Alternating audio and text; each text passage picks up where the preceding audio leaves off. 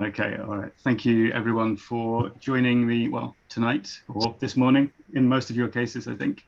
Today, we're going to be playing Americana, Babylon Syndrome, which is by the French designer Eno, and which is described on the front cover as fantastic, horrific, oniric, and epic. And hopefully that's going to prove to be true. So just to give you a quick intro to it. Well, actually, I'll read the inspiration list it has in the first chapter here.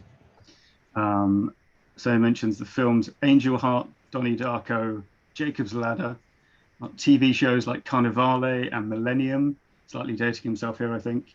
Also Twin Peaks and Mulholland Drive, and Clive Barker's films and books, so Imagica, Hellraiser, and Candyman, and a spot of Neil Gaiman also makes it in with American Gods and Neverwhere. So it's set in a contemporary-ish LA. I think, as per some of our discussions beforehand, we'll set it a little bit, quote unquote, in the future, so that we don't have to take into account the current sort of masks and social distancing situation as much as we otherwise might have to. But we'll keep that a bit vague, as indeed I think is the setting. We don't need to know too much about Los Angeles or any particular place for this, because it is about Americana rather than America. So it's the sort of the, to a degree, generic, the perceived America that people live in. And okay, let's talk about. Quick mention of safety tools. Eno is renowned in France for being a bit full on with his horror, and this is no exception in some places. So I will say, let's have the X card always on the table. So in other words, do this, shout X card, type X card in all caps in the chat, anything you want. If you are being weirded or creeped out in a way that you are not enjoying, and that is non-negotiable and non-questionable as well. You're not required to explain why or anything like that. Once the X card comes out, we'll stop. We'll move backwards a little way and figure out another way forward. Similarly, I think it will be wise if we have it on the table that we can ask for things to be put behind a veil at any time, right? So I'm always a bit wary about trying to do this in advance, because it sounds like, I mean, giving strangers a list of your phobias, but also because it's hard to know what in advance what's going to not suddenly not be fun in context. So yeah, at any time, if you want something that our characters are doing or experiencing to be not experienced by us, that's fine, and we can figure out how it will happen off camera and what perhaps and then move past it that way. Now, what else have I got next to my list? Yeah, quick structure note, and Eno mentions this as well, especially in the first chapter. The beginning and end are a little bit, as he says, dirigiste, or as we might say, maybe a little bit, might need a bit of playing along. So do please play along. I'm sure you would anyway. It tends to be that the format is you get a hard opening, and then it sort of gets more freedom in each chapter after that. And yeah, so that's all that stuff. Let's very quickly talk about system things, although it's simple enough that it should be not too difficult to figure out. And we can start to perhaps fill in some character things if you guys have some ideas so far. So if you look at the character keeper, you will see got a big character name block. Just write your character's name there, that's easy. Aptitudes are those things in bold. So move, know, endure, force, perceive, aim, control, fight, savoir faire, and impose. There's quite a few of them. And basically, you've got 35 points to distribute between them. And the minimum is 1. And you can have a maximum of one of them at 5, if that makes sense. So 1 to 4, except for 1, which can be 5. Distribute those any way you like. This is the number of d6s you're going to roll to try and hit a difficulty of, try and get 4+, each one being a success. And then there are difficulty ratings for things. So an easy task needs 1 success, more challenging needs 2. I think it maxes out at around 4. And that's how that works. And then if you are competing against another character, whoever gets the most successes is the winner. And then below that, in a slightly more complex calculation, because it needs some point spending, you'll see there are three drop boxes. These are specialties, as it's called in the system. And so when you roll, for example, I'm looking at one that has impose 4 on the top left. You'd roll 4 dice. Let's say 2 of those are successes. But if you were trying to persuade someone and you had a rating of 1 in that, you could re-roll one of those failed dice. So the bold thing is how many dice you roll. The specialty is how many you can re-roll afterwards. And I'm happy for you to fill in the specialties as we go along, because it's always a bit tricky to know what should be spent on at first. And also, I'll mention these are only suggestions, so you can also make up something you think you could have for specialties. Let me see. I also don't think, well, contacts is worth, you can make these up when we come to it as well, but they are also mechanical. So you get 5 points to split between as many as you want of people you know, and they each have one specialty skill. So in other words, once per session, you can go to your friend who knows first aid if you don't, and they will roll for that with 4 dice, and they will have a specialty skill of your choosing from 1 to 3. What else do we need to mention? Reserves. This is your free successes, basically. You spend your reserves to get an automatic success. When you hit 0, you fall unconscious. Health is health. I think we all know what that is. So we'll come to that when someone gets hit with something, if it ever comes to it. And background and relationships. This you can kind of fill in as you go, pretty much, I would say. So I think right now it would be great if we can do, I think, maybe character names, keywords, so just little descriptors as a note for yourself before you get into full background and relationships. And maybe spend your aptitude points would be good. 3 is average-ish, 4 is good. So, and then in terms of how you know each other, you all live in the same neighborhood. You all, although you won't know this at first, you all also suffer from the same peculiarity of vision, which is that you see in black and white, achromacy, I believe it's called. But you need not necessarily be friends or know each other right away, just kind of recognize each other from around the place. The neighborhood is going to be somewhere non-specified in downtown LA, like somewhere between Skid Row and Chinatown, but we don't need to nail it down. So in other words, it's the part of LA where you can still see slightly old buildings. And I think that's pretty much the only thing that's relevant about it. So, okay, I've talked longish already. First of all, any questions about the proceeding before we maybe talk about some characters? Noah, do you want to go? Yeah, sorry, I probably already said this, but what's the, how much can we spend on specialties? Yeah, so this one is, if you hover over the word aptitudes on the thing, it has the cost there. You have 30 points to spend between them. And it's one of those ones where the cost goes up as you spend more. So going from 0 to 1 costs 5 points, then 1 to 2 is another 10 points. And then from 2 to 3 is 15 points. So if you want something at 3, that's going to cost all of your 30 points, 5 plus 10 plus 15. Or you could have 6 things at level 1 because they cost 5 each. So, yeah. Thanks. Does that make sense? Yeah. Question. Do we gain aptitude points throughout the game? There is a thing for it's not one of those games that's hugely focused on XP, but there's an improvement system which will I'll dish out at the end of each chapter, basically. Tom, is it 30 or 35? Because one of the columns says 35, and yes, the 35 column, that should be your aptitude should add up to 35, and that you just buy them 1 for 1. So as you add to your aptitudes scores, that will add up and show you how much you spent so far. Okay. But we're just doing like the big number right now. Just the big numbers for now, I think is sensible. Right. Yeah. Got it. Yeah. So they start at 3 then? Or no, you just spend them. So an aptitude of 3 costs you 3 points from your pool. That's all. But 3 is sort of the average for a player character in whatever. Yeah. So we can because they're all the drop downs are all set to 3. So yeah, because I had to set them to something, but you can drop them. Yeah. Oh, I see. So if we drop them down to, oh, I see. Okay, that was confusing me. So if we just don't touch them, what's going to happen? They have to be one, right? There should be 35 in total, yeah. So, Okay. Yeah. But the minimum is one, right? They have The to all minimum be is one. That's right. Okay. Yeah. Right. So I can like start them all at one and then go from there. Yeah, sure. Okay, great. Okay.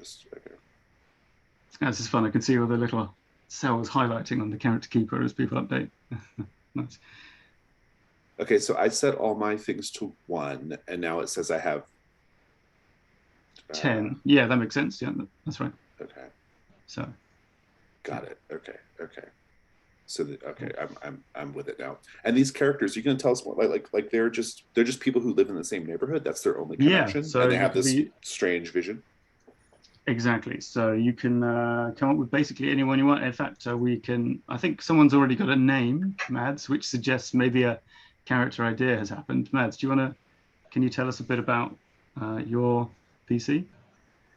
And I will mention, it's probably best if there's not too much detail just yet, like it's the basics of what you know about each other, because it's one of those games, Jason, you'll appreciate this, where you don't tell people too much about the background at first, and then you gradually get to know each other. So I definitely appreciate that. Yeah. So, but Mads, what would people around the neighborhood know about? Is it Frost? Yeah, Journey Frost is kind of unassuming. I mean, she does wear things black, white, and gray because that's what she sees, but nobody really knows that. And she's an artist and a dancer, yeah, they just kind of go around and see her like with kind of messy hoodies and just like maybe she's got like a notebook and a pen or a brush in hand, and then like maybe she'll make sketches around the neighborhood. Nice. Okay. All right. I can see people filling up numbers still. Oh, we have another character name. So Jason, if you can talk and operate a spreadsheet at the same time, you want to tell us about Ambrose Theroux a bit? Yeah, Ambrose Theroux, I think, is an older gentleman. He is an eccentric. I think he just goes about in like dressing gowns all day, and he lives by himself. He's a kind of a recluse with his antiques, and I think there are lots of rumors about him, but the main rumor is that he used to be he was like a minor Hollywood star back in the day who never quite made it, right? So that's interesting. Cool. All right.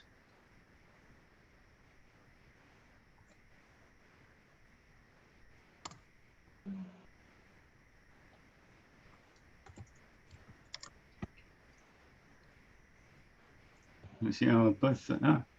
There's another character name. Noah, why don't you tell us about Rich? Sure. I think he's an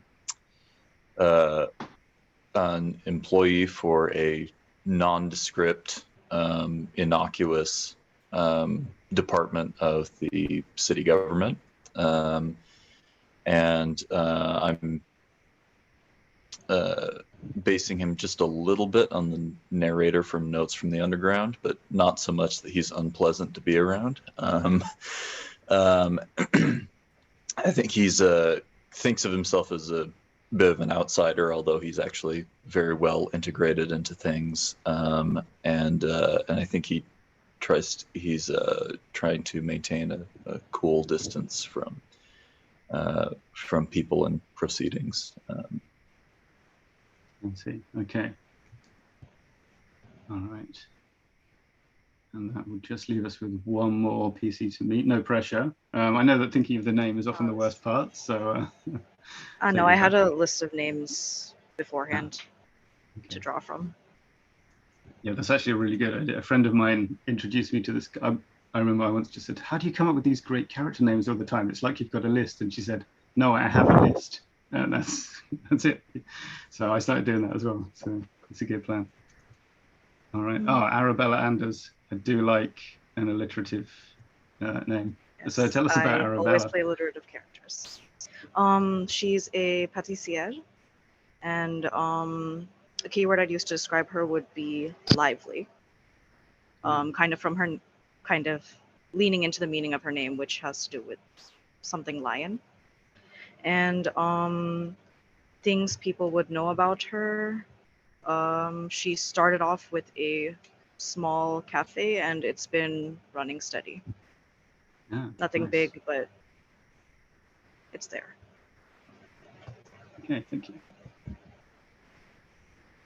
Let me see. I can see. Yeah, Tom, just to most. clarify, Yeah. we can only have one aptitude at 5, right? Only That's one. right. Yeah, yeah, yeah. Although I don't know how if I mean, yeah. basically.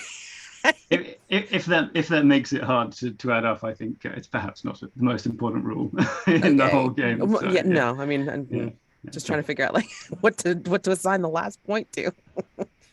yeah.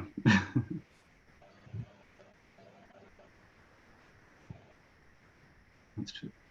I mean, you have put force a 1, which is very low. By the way, the reason for the slightly odd aptitude names in English is I tried to keep them as close to the French original as I could, just so that when I'm looking at the book, I don't confuse myself.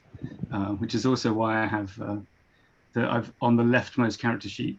You'll see the original abbreviations in grey, but just ignore those. Okay, that's behind the curtain stuff. Okay. Okay. Let's see. Well, to be honest, I mean, yeah, like I said, you can spend your specialty points as you go along. I think is okay, as long as it adds up to not too much in the end. I think that's all right. And relationships, and especially the contacts, I think you can kind of create on the fly within that kind of 5-point limit that there is. So you say, oh, I know a lady who knows stuff about this. We'll go talk to her. You can do that anytime. So I think with our bare bones characters, we can, if everybody's okay, we can begin with a collective hallucination. Tom, do I understand correctly that like the little aptitude counter, once it gets up to 35, we're done? Like that's Yep. Okay, that's good. All right. Okay. Just make sure I did it right. Yeah, no worries. So yeah, this is a dream or a vision that you all have.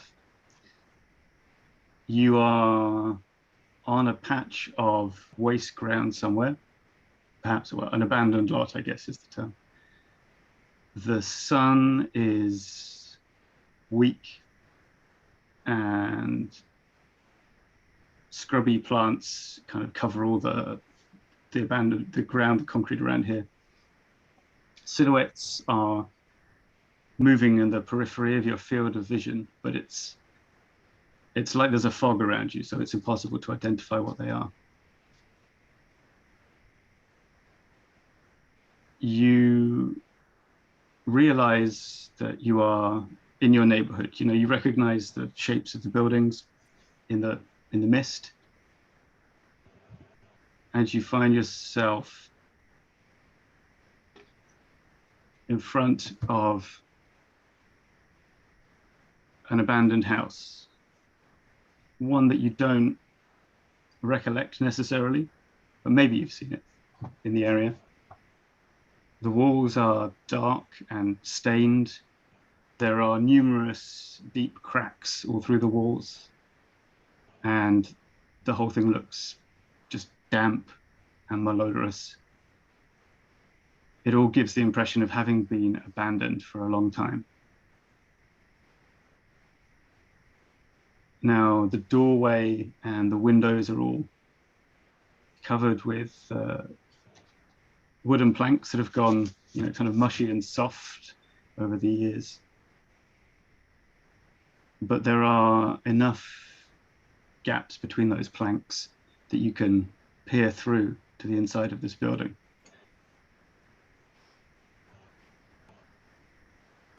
And as you do so, a small shape, a human form, passes rapidly in front of you with a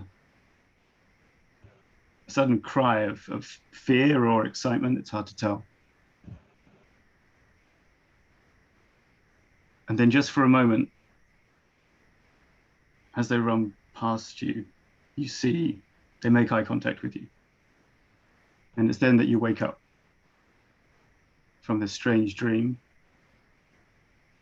And although you're not sure where this place supposedly is, one thing is sure: the eyes that looked at you were red, and you saw them in color, which you never do.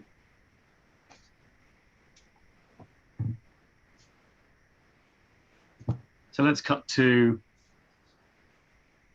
that abandoned lot. The fine rain falling, which can happen in LA around February, I guess.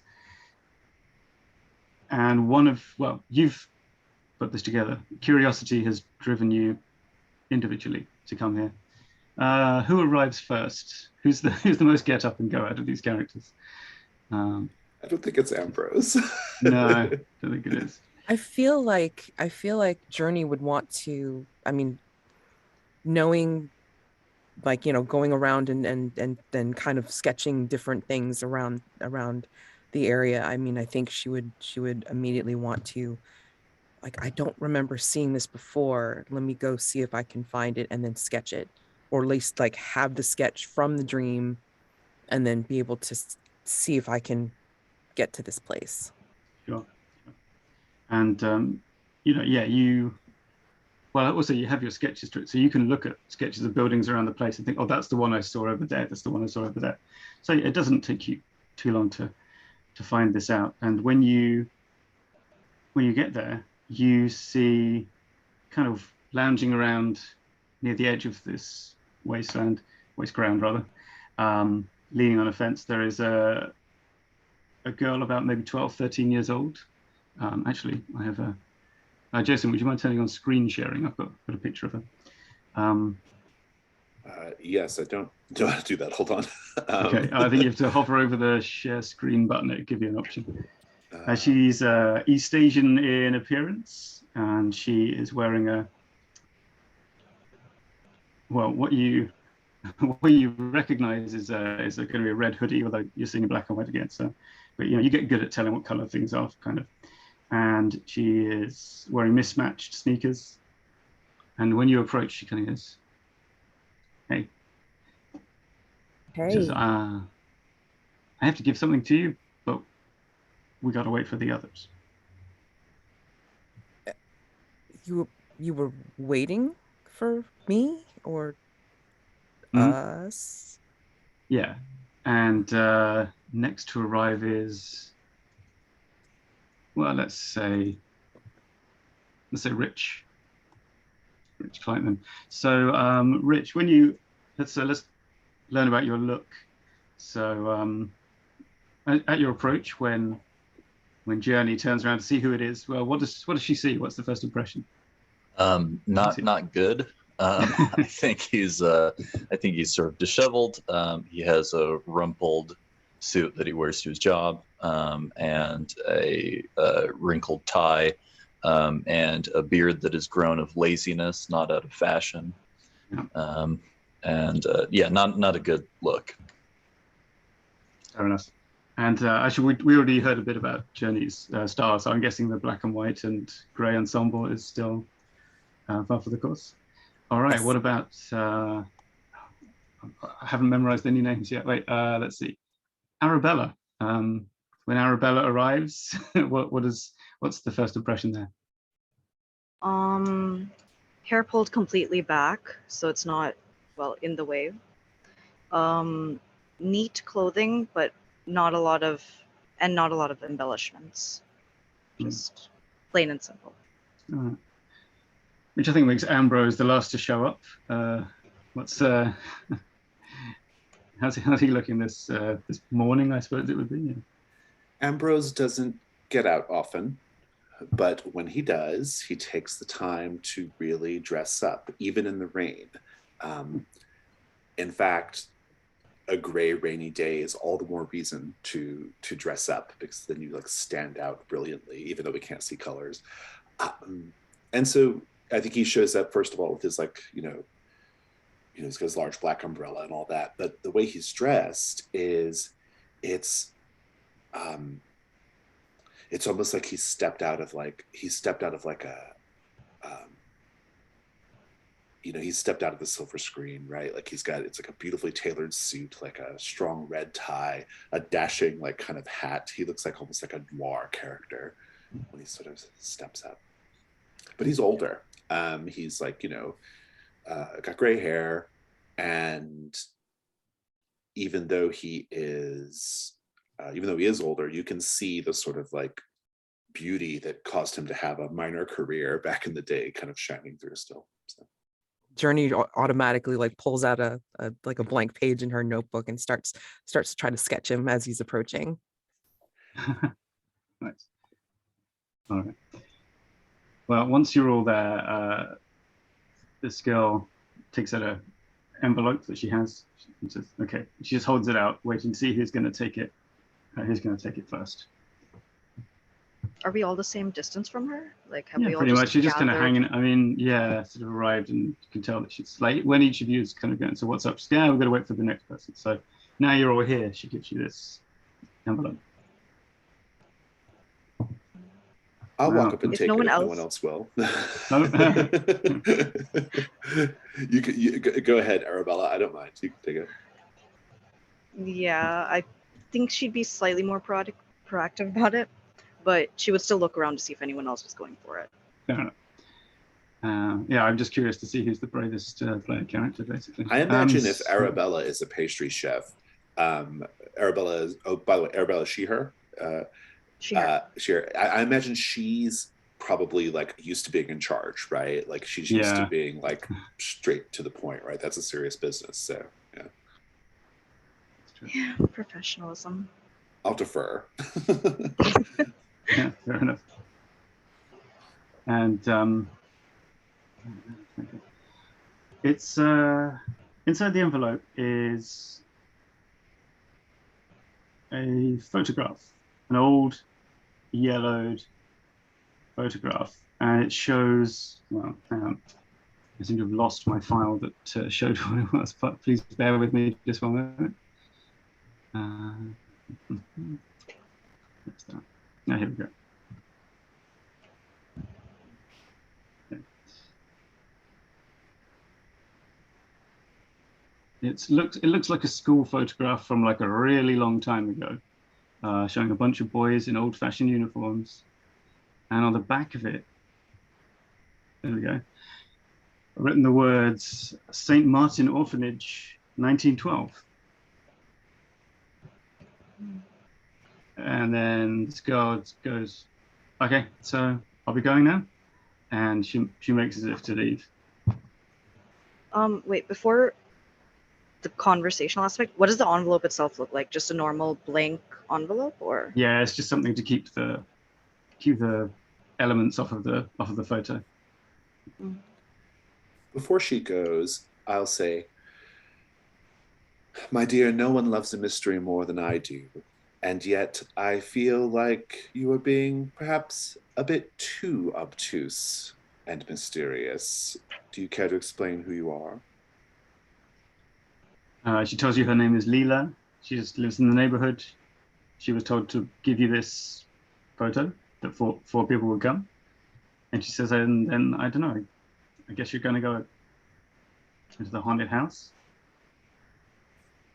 But who told you to give it to us? I'm not really supposed to talk about that.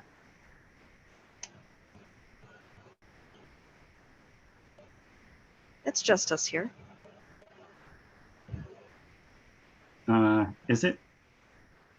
Anyway, have fun. I heard there's dead people inside that house. Or ghosts. And she just kind of almost skips off down the block. So, what do you want to do? Does Arabella show the rest of us, or does just? Yes, I'd like to pass it around. All right. Journey finishes her sketch of Ambrose and then takes a look at the picture. And I mean, this photograph doesn't mean anything to me. I mean, I just saw this weird house thing in my dream. I had the same dream. That's why I'm here. I mean, I How sketched it. interesting. Yeah, I mean, I show you my sketchbook and show you the sketch that I made. And you do happen to catch the sketch that I made of you. Yeah, I'll notice it and I'll say, this is certainly an interesting effort to capture my likeness. Done on the fly. I mean, if I had you sit down for a portrait, I'm sure it'll be much, much better. I have no doubt. I have no doubt. Well, mysterious strangers in a half empty lot, shall we go into this house? I didn't get all dressed up for nothing. Yeah, me neither. I'll just pop a link to that photo, which I finally found, into the chat. There you go. All right. So let's see yes, just like in the dream you all had, all the openings of the doors and windows are blocked with planks. But you just poke around for a while and you find that the back door opens without any difficulty. Ambrose stepped into the back porch, unsure of what he was going to find. He peeked in. It was old, it was dusty. Why have we all been brought here? He asked himself. What mystery lay before us? I narrate this to everyone. Yeah, I was about to say, is that out loud? Okay, great. Sounds like something from a movie. Yeah. Well, I might have been in the movies once, long, long ago. Too long ago, frankly. Yes, For our time. Yes, perhaps to your chagrin that no one has yet gone, oh yeah, you're that guy. No, nothing. I think I'm accustomed to it. I think I just and I just lean into it now. So yeah. As you step into the house, you now see all of a sudden entirely in color, as if you had never had anything wrong with or anything different about your eyesight. And perhaps, no, definitely more surprisingly, when you turn to look at one another after you've crossed that threshold, you see that you are children. And whatever your appearance or age, your actual appearance or age, you are now all boys, about 11, 12 years old. And you are wearing very old-fashioned black and white clothing. If someone wants to make a no roll at difficulty 2, you might be able to pinpoint that. And you've seen the photo. You recognize that you are in that photo. Or you are the kids in that photo, some of them. So we don't know about each other that we couldn't previously see in color, right? We only know that about ourselves, right? I presume so, yeah. And so I think like as soon as we entered and could see in color, before I even realized that I was in the body of a boy or whatever, I would like just grab the nearest person, maybe sorry, I gotta get our names down, maybe Rich or Arabella, and just like clutch them like yes. I guess we're not supposed to know if we've ever seen in color, right? Is this the first time I'm seeing in color, or is it just like... It's as far as you remember the first time you've seen in color, yeah. Yeah, I think I would just be like... I would just be in a state of shock, because like that would be like that would be overwhelming, right? I mean, Journey is pretty much just... She drops her book because everything in her book is black and white, grayscale, whatever, and then all of a sudden it's like this complete color palette that has just only been known by name. Yeah, she dropped her book and she's like, what just happened?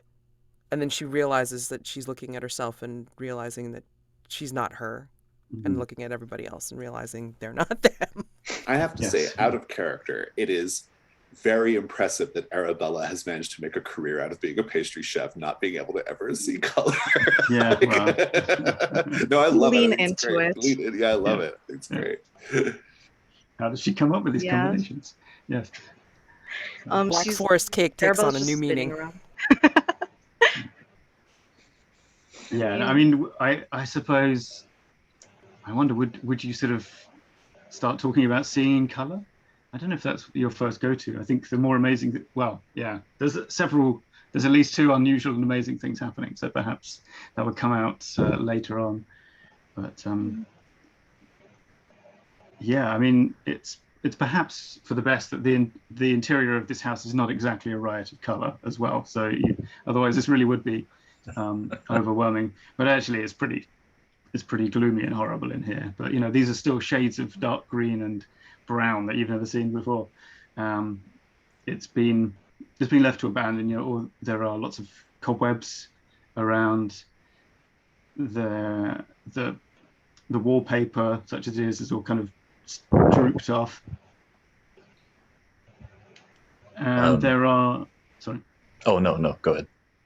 So yeah, the very, very little furniture. And it doesn't look like anyone has, you'd expect an abandoned house people to have, moved in to take shelter if they were homeless, but no one seems to have ever done that.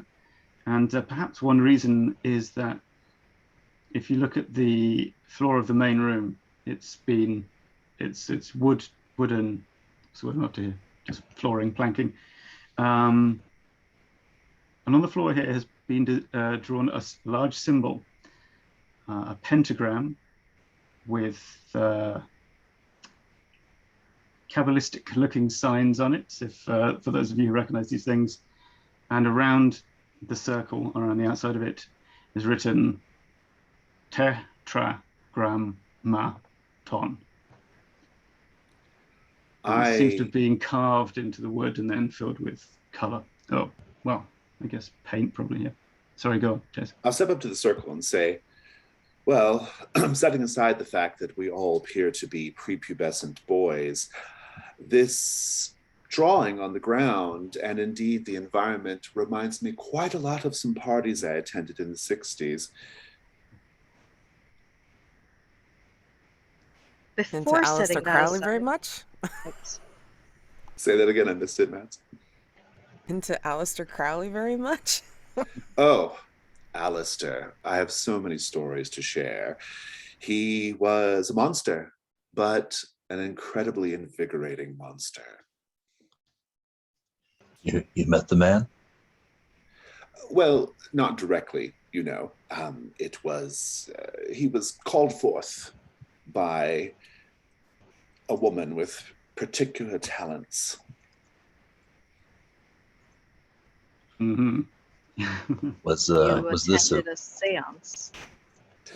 Yes, but you have to understand it wasn't the sort of like table rapping, table shaking, spooky images in the mirror, candles flickering sort of seance. It was a bit more interactive of an experience, a bit more, how shall I say? Well, I'll just say it. I was possessed by Aleister Crowley. Oh, I thought you were going to talk about orgies. Journey snatches up her book again and then starts trying to copy the stuff on the floor. As you're doing that, go ahead, sorry. Yeah, Arabella's gonna ask just out loud in general, anyone can answer. Do you think if we had a different picture, we would be different people?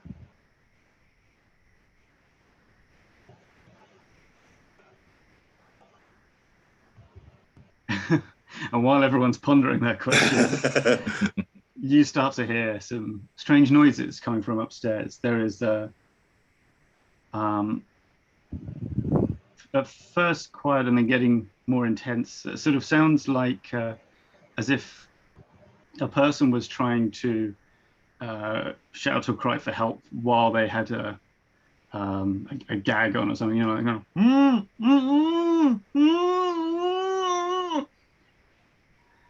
and at the same time a strange droning sound, like really bassy that seems to vibrate around the house.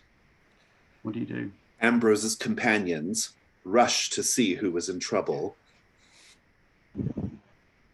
I can take control of my own life, thank you. But Journey will actually snap her book closed because that, unfortunately, is a very familiar sound to her, what she hears.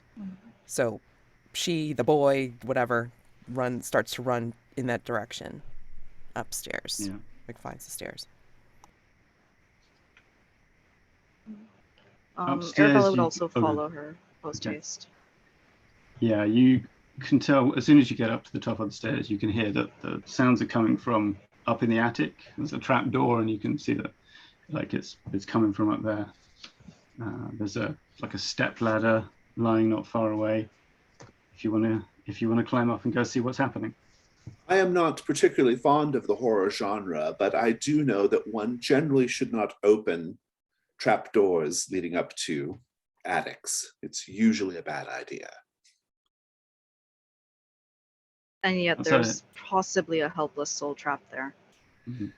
Well, I mean, you have to ask the question, what did that person do to get themselves in that situation? Did they deserve? What did we do to get ourselves here? Well, touche. The rain is starting to fall harder now. You can hear it hissing as it falls outside. What do you do?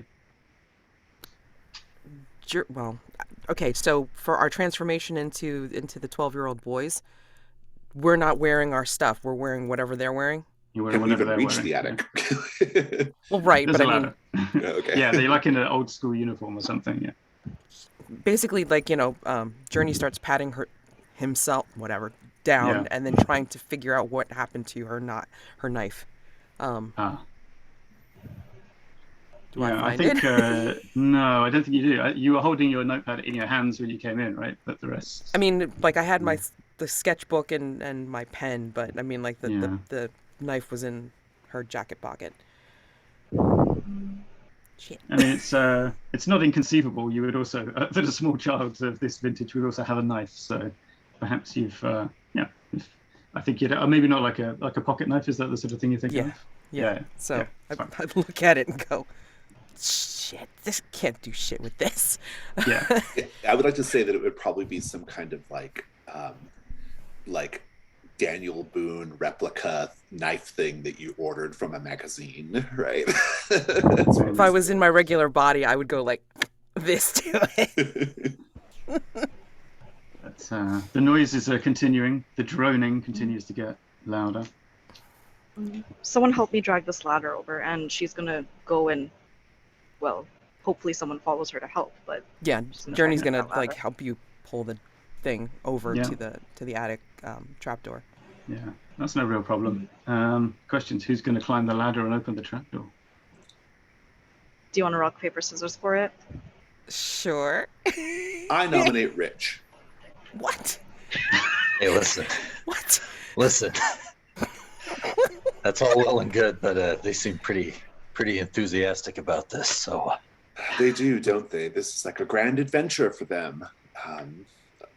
Somebody sounds like they need help.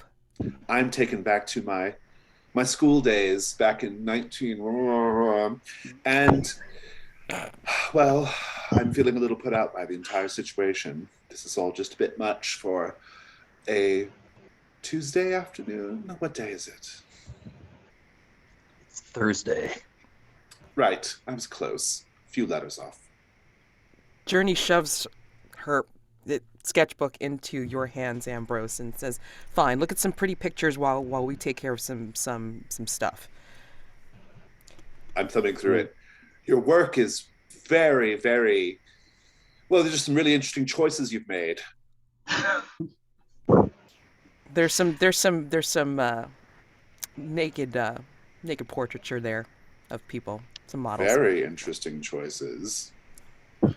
So anyway. There's still noises. Do we get the ladder in place yet? Yeah, the ladder's there. Who's going up? Okay. I'll go first. It's fine. I mean, again, Wonderful. with my I'll be right behind Daniel Boone. Yeah. Well, you can open the trapdoor without any difficulty, but the darkness inside is total. Shit. Can't see up here. But Would we have because like you're flint or something in our pockets? You'd have to you'll have to climb up to do that. But you can you can kind of crawl, get up on your knees out of the way so everyone can peer in if you want. And but then the storm breaks over the house, and there's a flash of lightning, which illuminates a circular, what's the word, like a dormer window. And through that, and that lets you see, just as it going, you get a flash of the scene in here. And thanks to that lightning, you now understand the nature of the noises that you've been hearing. There is a man with short dark hair, his eyes closed, and who is bleeding, and he is tied upside down, hanging from one of the attic beams. Facing him is a silent congregation of strange people, maybe 15 or 16 men and women, all wearing dark suits or dresses, who you understand intuitively are waiting to sacrifice this man. And despite his struggles, the victim here is trying to cry for help, but he cannot really. He stands little chance of escape because his executioner stands in front of him, a large, kind of slightly corpulent, naked man, emasculated and completely hairless, who has torn out his tongue and thrown it on the floor. And the attic is infested with flies, which fly in proliferation around the executioner. And it is they that are making the droning sound. Most of them are amassed around the executioner, and the rest are trying to fly into the mouth and throat of the victim. So I assume Rich and I have not climbed up the ladder yet. So it's just Journey and Arabella. I think so, seeing this. Yeah. Okay. I will just call up. So what do you see up there? Well, at this point, the lightning has stopped. It goes dark again. And there is silence, except for the struggles of the victim. The droning is gone.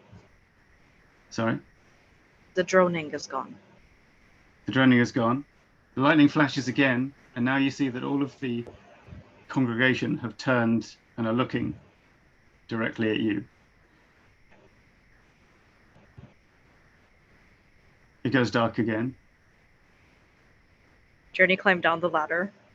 The lightning Journey flashes jumped again. down the ladder. Journey has jumped the fuck down the ladder. Before you can move, Arabella, the lightning flashes again, and you see that you are alone in the attic with thousands of fly corpses all over the floor. She's gonna call down. Yeah. Mm-hmm. No, I mean finish the description and then she can. I was about to say, and you realize when you look to call down now that you are back to seeing in black and white, and you're once again in your present day body. Good news, the person is no longer in danger. Bad news, I appear to have killed about 1,000 flies in one shot. I think let's cut the scene there, and we will. Well, I guess you would want to find out what happens next. So rather than having a sort of sitting around planning session, I might drama system this up and just ask you what's the next scene. Like if this were a movie, what's the next thing we see Rich doing? Sure. Like maybe an ordinary life scene, or maybe a like on the trail scene, whatever you think feels appropriate. Yeah, I think his apartment has a lot of uh, Kabbalistic texts and so forth, a lot of books stacked hither and yon, and I think he's going to be. I think the Tetragrammaton interests him, threw him back to some Hebrew school days. So I think he's going to be flipping through those books and trying to find anything that might correlate with what he saw there. Oh yeah, I mean, well, you'll find probably what you're already imagining, that the Tetragrammaton, the 4 letters, refers to the Yod He Vav He of Jehovah, Yahweh, the sacred name of God. And you know, anything else you care to Google at this time will also show up in your research. But yeah, that's exactly exactly the thing that Rich, you know, kind of that he thought of, and when he goes home, he's like, yes, that's it, that's exactly it. Even to the point of some of these kind of, you know, 17th to 19th century diagrams, how to do a ritual, it's that exact circle with a pentagram in it. So someone's copying from the same book, basically. Yeah. What about, yeah, let's go Mads. Yeah. So we're assuming that we're back home, or? Yeah, I mean, it's like, presumably you guys had a bit of a discussion in the house, but and then like whatever you think your character would decide to do next. Or if you want to have a scene with someone else, yeah, you can be back at home. Yeah. Right. Oh, question: who has the photograph? I was gonna ask. Yeah. Oh, it might be you then, if you were going to ask. So, yeah. This is going to just Google, you know, this school, the St. Martin Orphanage, 1912, seeing if there's anything significant about them. I mean, was this it? Yeah. I mean, was this, you know, where they were, trying to see if there's any information about them, and then look at the sketches that I made at the house, and actually try to Google Ambrose, seeing if there's any information about Ambrose. Check out Ambrose and IMDb. The orphanage, that's fairly easy to find some info about. So it was an orphanage for boys, and at the beginning of the 20th century, it had, you know, it was a building with room for 100 boys in it. So clearly not the house you were in, because that doesn't have room for 100 people. Until the 7th of April 1912, when it was partially destroyed in a fire, and many of the orphans died. After that, it was kind of let go. You know, they moved out of the building, but the building wasn't demolished just because it was.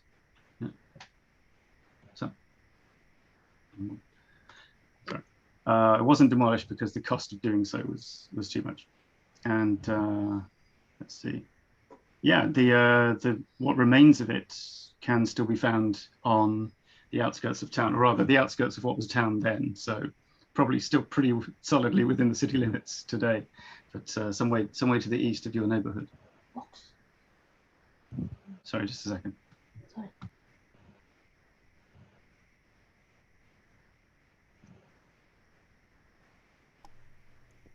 Ambrose, do you think I would find anything on you if I Googled? I'll leave it up to Tom, but I actually like the idea of me being completely ungoogleable. Oh, yeah, There's like nothing about me on the internet. And that would be easy to Google, right? Because my name is pretty standout, right? So, yeah. But was that your stage name? That's the question. Was that, who knows? I don't know, well, but that's, yeah. Yeah. Okay, no, I like that. All right, well, let's get Arabella. What about for you? She would actually not be trying to do research about this interesting phenomena she experienced. She's been hit pretty hard by it. She's gonna try to go back to work and focus on it, but it's not gonna work. She's trying, but she's clearly very out of it. Interesting. So what goes wrong at work that kind of is a symptom of that stress? So she's trying to decorate a cake. And as she does so, she's technically used to not seeing in color. It's not something that would hinder her work at this point, but she still feels that pang of if only for the first time in a very long time, and very deeply at that. And she just has to stop for a moment, and yeah, she can't continue. I see. Very good. And well, let's go to Ambrose. So where do we see Ambrose through? So back at my apartment, the apartment is done up in a very like Art Deco style. The nice thing about Art Deco is if you can't see color, you can make it look really good still, right?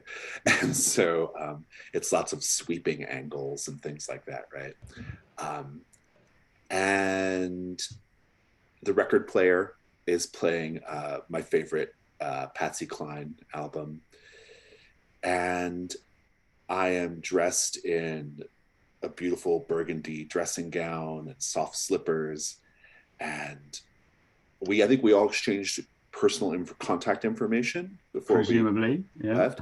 And so I have my address book, and I am using a silver foil pen to like carefully inscribe everyone's contact information. Everybody gets a page.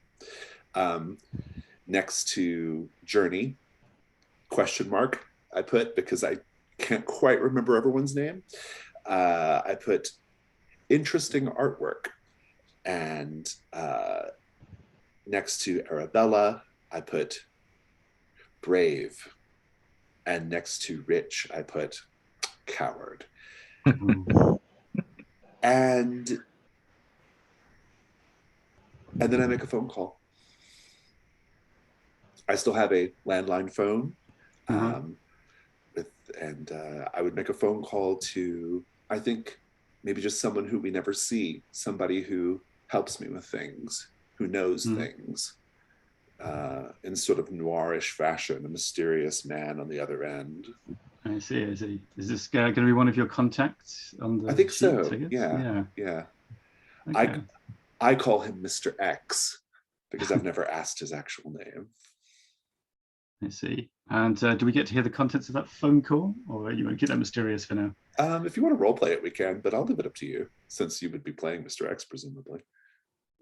No, I can play Mr. X. Tell me about Mr. X. What's his demeanor and attitude towards Ambrose when he calls? Mr. X is a man who I originally made contact with when I first arrived in Los Angeles as a young boy from Nebraska with nothing but a tube of chapstick and a dream. And he was the sort of person who could get you in front of all the right people, right? He was a name. He was a phone number at that time that you just called. And over the years, I periodically called him. I've used that number. I don't use it too often, but I say, I ring you and I say, I've run into a bit of a problem. Well, an interesting circumstance.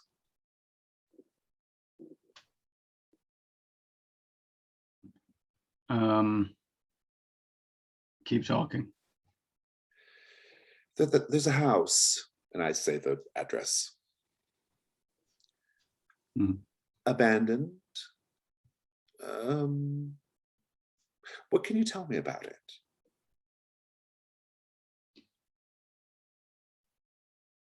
Right now, not a whole lot.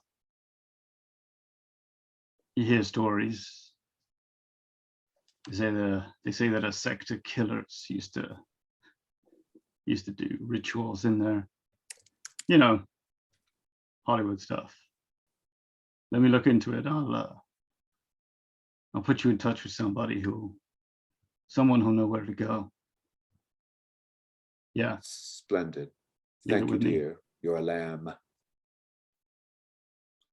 Goodbye, Ambrose. He hangs up on you, as always. Story of my life. I hang up. All right. Could Journey like I think because we traded information and stuff like that, could Journey check out the patisserie patissiere that Arabella works at? Yes. I mean, I'm assuming it's nearby, like we're all like in the same neighborhood and stuff. And, Probably be pretty easy to find too. Like if you just looked up my name, the first thing that comes up is okay. it. Yeah. And what do I see when I walk into the shop?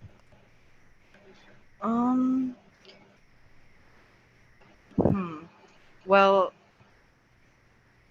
I didn't decorate it myself, so it's very chic and very flowery. But from what you've known of me and the brief traumatizing experience we shared, it doesn't quite fit what I would do. And there's various shades of grayscale because, well, very pretty, very flowery, very chic. There's a couple of tables, small, with chairs set up next to them for like 2 or 3 people to sit at one table. There's a small bookshelf in the corner where people can borrow books to read as they eat or sip or whatever and put back as they leave. There's a counter with a display case, and well, the patisseries themselves are in the display case, and there's someone at the register, not me. Yeah, Journey goes up to the register and goes, "Is Arabella here?" I'd kind of like to talk to her if she's around. Question: do I play the person at the register? Well, I'm just thinking, is the person at the register under instructions to say that you're around or not? Like, well, it'd be kind of like asking for like a chef at a restaurant, right? Like when it's less busy, yeah. perhaps you could see them. Yeah, like the assistant will kind of just say, "I'll go see," and then kind of comes through and tells you that someone's asking for you, like gives you a description. You can tell it's Journey straight away from the just dressed entirely in black and white and grey. Yeah, so. Wait, did we go back to monochromacy, like seeing black? Okay, just making sure. She's gonna pass off what she's doing to one of the other workers, which isn't a lot because she's, well, not doing the best at work right now. And she says, "Yeah, I'll see them." And she comes out to meet Journey. I guess I should just, I'm sorry, be considerate, and then she orders like a coffee and like whatever's in the case that looks like relatively portable, just in case you make me leave. And then I say, like, do you want to talk? I mean, that was horribly messed up.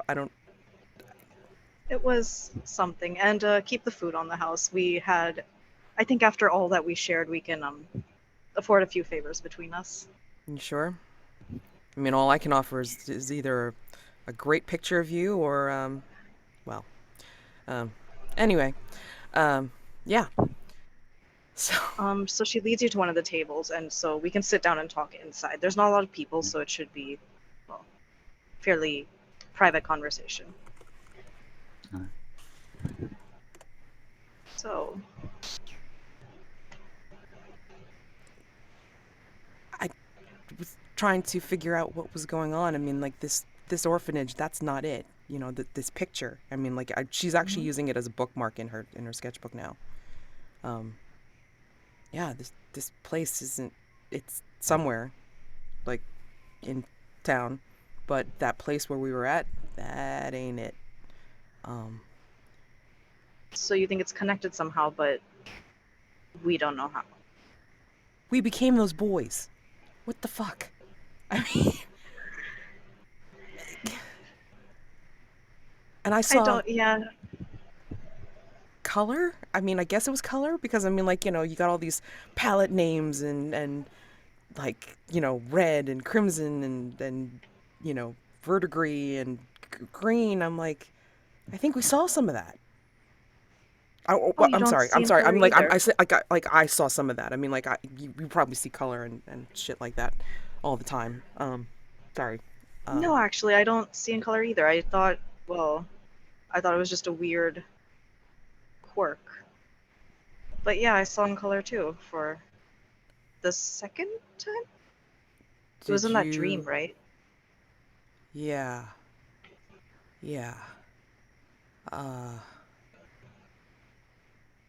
Okay. That's weird. Did you see somebody in that dream that had eyes? I guess. Yes, Right. they were vibrant and very angry. I don't know what the color is called, but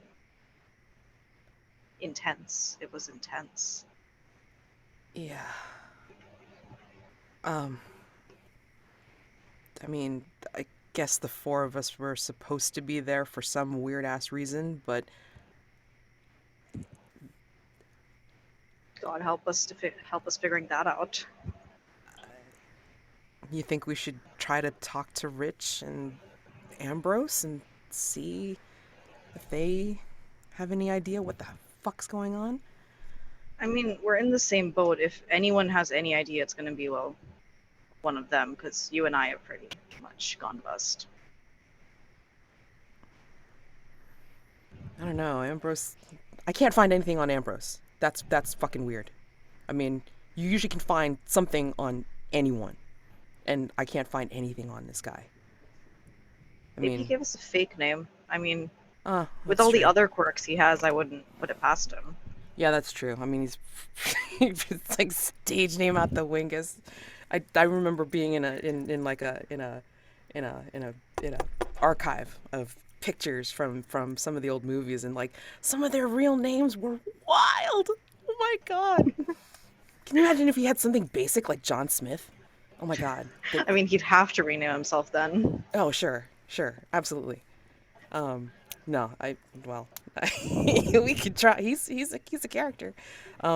Rich, I mean, I don't know. He came up like messed up. I mean, like he looked like he had, he went on a bender the night before. I'm just like, shit. I mean, Rich exists as an entity. We're all entities right now, I guess, because I don't know what the hell's going on. So, We'll and figure it like out. while we're talking, like she's like scarfing up the cake and the coffee, and just like you can see her like nervously like doing her fidget ring and just and then just talking In and direct gesturing. contrast, Arabella is unnaturally still. Like, just still. The exact opposite reaction to the exact same issue. Interesting. All right, I think let's draw that one to a close there. And next, you'll love this. Another dream that you all have, but you're all together this time at least. The door closes, slams. The key turns in a lock. You are locked in by yourselves in a dormitory that is disused. You're going to be punished. You know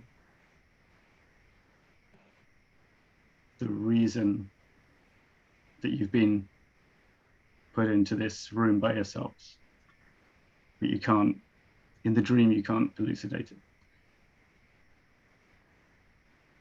When you look at the windows, you see that, well, for a start, you quickly notice that you're once again seeing in color, and you're those boys again. And when you look at the windows, you see there are bars over them, iron bars. Carved into the wood of the beds and chairs in this dormitory are the words St. Martin Orphanage. And you feel hot and hotter. The temperature is gradually getting higher and higher, accompanied by a droning sound. And then soon the heat becomes intolerable. And a quick look through one of those barred windows shows you why. The orphanage is on fire, and the floors beneath you are already ablaze. Some of the other boys that are in with you tried to pull at the bars and the windows to get out or at the door, but that's no good. And the room fills with smoke, and you start to choke. And the flames come into the room, and you wake up. And I think now's a good time for a halftime tea break. We'll come back here in 5 minutes. Is that okay? Okay, well, I think a good thing would be to throw you guys all together in a scene. Where are you? Actually, no, sorry, I have to give a reply to that phone call for Ambrose, don't I? Before we do that. So, yeah, you get a ring at your doorbell. I'm not sure how palatial your residence is, but yeah, let's I think it's just an apartment. I think it's not. Okay. Yeah, it's not anything. From the outside, it doesn't look like anything remarkable. Probably just one of those like in LA, the most common sort of, especially older apartment, are just those like 2-level, like U-shaped, exactly. Yeah, blocks. It's one of those. Yeah. So this woman shows up on your doorstep, sent by Mr. X, and she's kind of mid-50s maybe. Is she like a Veronica Lake type? That would be amazing. Far from it. She's more of that's just what Ambrose hopes every time he opens the door. Yeah. No, she's kind of curly haired office worker lady type, quite short and plump. Looks a little flustered and annoyed at having to come over here. And she says, yeah, okay, I got to talk to send you this, and she explains to you that she works at City Hall in the records office, and the place you were asking about, some people came to see her. Like, first there was a woman, and she doesn't even come in. She's just like, she's reeling this off because she's been told like she has to deliver this info. So she's kind of, okay, so there was a woman. I don't remember much about her. And there was this guy that came a couple of days after him. They were asking about the same place as you. And anyway, and she gives you like the map of the house where you were, and sort of some of the deeds information, this kind of stuff that's in city records. And she says, and a guy left this behind, and you can have this too. I guess it'll be useful. And it is an old newspaper. And it specifically is a copy of a newspaper called The Wings, which is unfamiliar to you, but when you look at the front page, you can see it's clearly a kind of, borderline 40 Times style publication that covers the supernatural and the weird. UFOs, and this one stuff is, like that. Yeah, right? And this one is from, well, no UFOs yet, because this one is from the 1910s. And so, well, I guess they had those cigar-shaped Zeppelin UFOs, didn't they? But let's see. Oh God. I say thank you so much. I didn't realize that the records department did home delivery now. She said, yeah, sure. Okay, any other questions? I gotta go. No, dear, thank you. And I closed the door behind her. Yeah, I'll give you I'll share a link to the most salient story that is in that newspaper. I'll also screen share in just a second.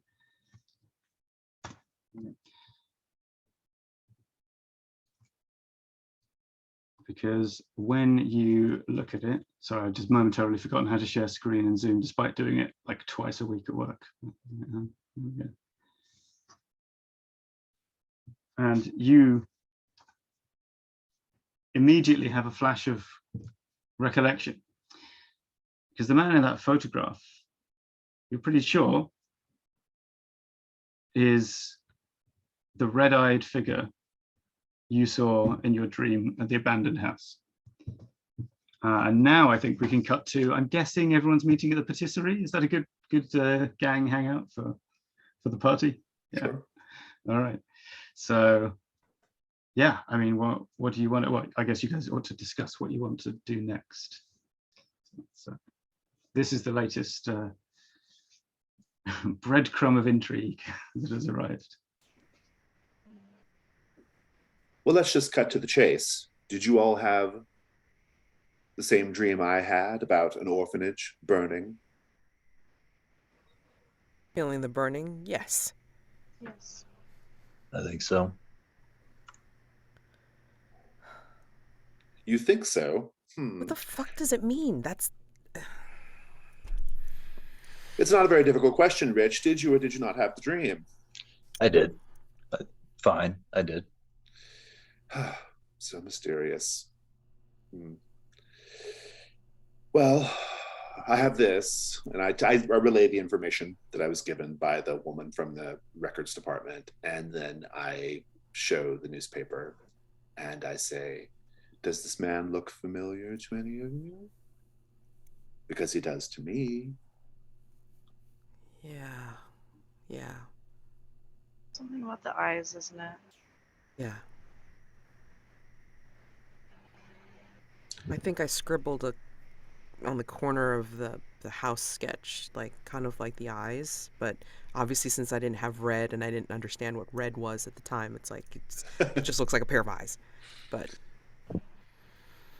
Ambrose's new compatriots stared at the newspaper clipping, a dawning sense of realization dropping over their faces like a velvet curtain, closing the show. Except our show was just beginning. Ambrose's new compatriots would rather know what's up with the constant possessing of those boys. They're clearly insanely relevant. Yes, that does seem to be the case. It's very funny because I don't remember there being orphanages or an orphanage like that in Los Angeles at that time. Not that I was around Los Angeles at that time, but well, just I don't have any. I've never heard of such a thing. Maybe when it burned down, maybe someone tried to suppress knowledge of it. I don't know. I'm just speculating. it seems like a I good mean, speculation. Considering that the boys probably died in there. Can we do a roll to see what we might know about the actual orphanage? Absolutely, yeah. That would be I imagine a no roll with some kind of specialty attached to it. Let's say. I have. Well, kind of, I have a no of 4, but none of my. I don't have. I guess none of us have specialties underneath it, right? I mean. Yeah, I mean, I don't think we dare to do specialties yet. Yeah, I mean, yeah. If you want to sort of assign yourself a specialty in sort of city history or something like that, that would be okay, or just history. Yeah. Oh yeah, I'm kind of into that. Oh yeah, because I think I'm probably the type of person who would have who knows everything about Los Angeles, right? Like things that especially the sort of seedier parts of exactly. So yeah, you can type over one of those. Okay, so I can just give yourself something. LA history. Yeah, that's cool. And then if you want to blow all your points on it in one go, you'll have it at 3, but otherwise 5 points for 1. So. Okay, so I'll just do just do 1 for now. Yeah. Okay. So sure, go ahead and roll 4d6, and you can re-roll one of them if you need to. And I'm looking for 4 or higher. Yes, 4 plus on each of the d6s. I got 2 5s, a 4, and a 1. So basically 3 hits. And yeah, that's I can re-roll one of these, right? Yeah, you can re-roll one. Just for fun, let's try it and see what happens. It was a 2, so it's still just 3 hits. I think that's more than enough although you're already at 6 reserves, so that can't go any higher. But yes, you do. That you've come across this in Tales of the City, but perhaps without the name attached, and that's why you didn't remember it before. But yes, the orphanage was suddenly in flames one night in 1912, and the people tried to get in to save the children, but they couldn't get up through the flames. All those who are supposed to be looking after the kids, run away from the flames in the lower floor. So the ones who were locked up in the topmost dormitory were unable to escape. And people reported at the time seeing hooded figures watching and then fleeing the scene as if they'd been responsible, perhaps, for the blaze in the first place. But no one was ever, no definite signs of arson or anything were ever found. But equally, nobody knew what started the whole thing. It was all terribly mysterious. I will make sure everybody knows that. Yep. Okay.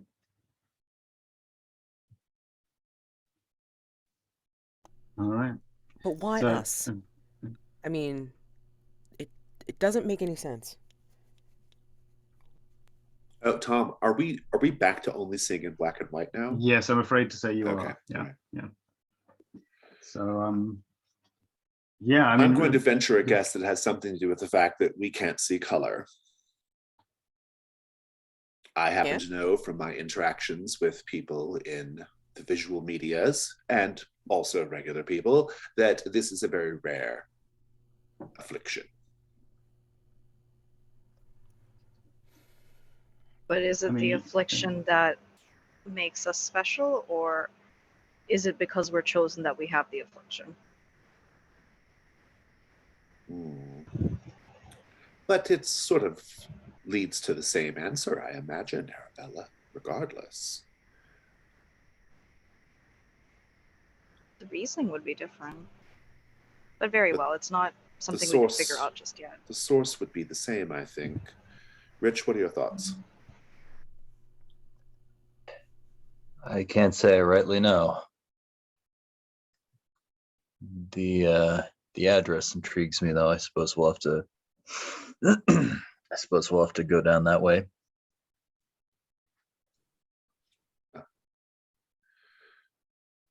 I feel like we're haunted somehow. Oh, that's perfectly dreadful. Hmm. You can be haunted. I've been literally haunted, but that's a story for another day. Yes. Ezekiel Street, by the way, is a road that you know vaguely. It's not too far away from your neighborhood. So, well, it's a lead. Want to check it out? Yeah, I mean, is checking it out, is that staking it out or just knocking on the door? What's your character's approach to that? Actually, another slightly offshoot question. Mm-hmm. Is this nearby the same off neighborhood area that the orphanage that burnt down was? No, the orphanage is quite far away. Like it was originally like properly kind of out in the countryside kind of thing. So whereas your neighborhood is the historic core of Los Angeles, so it's like would have been pretty densely populated at the time, and Ezekiel Street is also part of that area. Yeah. Sure.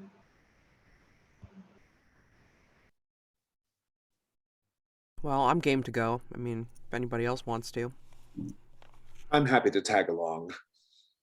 Okay, I'm assuming you guys all have large cars, being Angelinos. So I guess you'll ride together or go to, I don't know. Let's not worry too much about the logistics, but yeah, it's easy enough to find, thanks to the old streets and avenues system kind of thing. And it is, let's see. Yeah, it's like a 4-story building. If you go look at the buzzers on the door, you see that this apartment belongs to someone called John Doe, which is pretty suspicious in itself. And yeah, what do you want to do as you're kind of looking at, as one of you's looking at this buzzer, you know, another resident kind of comes in with some shopping and is on the way in. You can see that it's a pretty ordinary apartment block, similar to the one where Ambrose lives, that kind of U-shaped. Remind me what's the significance of Ezekiel Street in the story? Where is this place? It's an address that you just found on a 1912 newspaper. That's right. Okay. Yeah. Brought to you. Okay. Yeah. Oh, I see it. Yeah, there we go. Okay. Good. I'll say John Doe. I hope he's named that because he's got lots of money, but I doubt it. Yeah. What do you want to do? Question: as the resident walks in, instead of trying to like wait and buzz in, can we just catch the door before it closes? Yeah, totally. Yeah. You can all kind of head in there as long as you play it casual. Though people just don't bother too much about it. I make like I'm talking to Arabella, and it's like, like in the middle of a conversation. It's like, nice. Well, I mean, like, what the cakes that you were making yesterday, I mean, like maybe you should try like adding a little bit of something. And as that's happening, like I'm pushing the door, keeping it open. That's good, playing it cool. Yeah, and then it's a bit old, 50s-ish vintage, so it's a walk up, but you kind of You can get up to the front door of the apartment pretty easy. Then the question is, what's your next move? You're kind of standing around. On the way up the stairs, I'll be saying to Rich, so that's fascinating. There's like the little map on your telephone just told you how to get here. That's incredible. Yeah. Since about 2012, yeah, that's In my day, you just wandered about Los Angeles and just saw where the muses or the fates took you. It was exciting. It was mysterious. And now, well, all the mystery's just been stripped away. Now here we are. Neat as a pin. Yeah. How times have changed. Google Maps doesn't cover everything. It's fine, Ambrose. There's still a little bit of mystery in our lives, too. All right. Who's knocking on the door, if anyone?